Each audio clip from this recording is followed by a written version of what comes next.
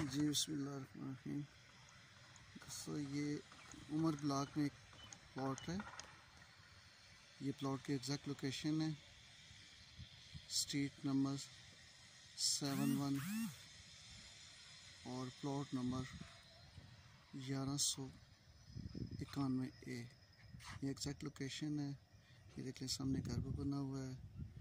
ये सामने पार्किंग है, पार्किंग सामने कमर्शियल, साथ ही पार्क, ये सामने पार्क कमर्शियल, ये सारा रेडी है। ये देखिए जगह, ये सारी एग्जैक्ट लोकेशन है।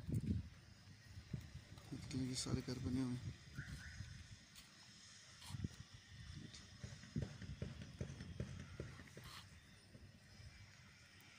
बहुत प्यारी जगह है, बहुत प्यारी लोकेशन है।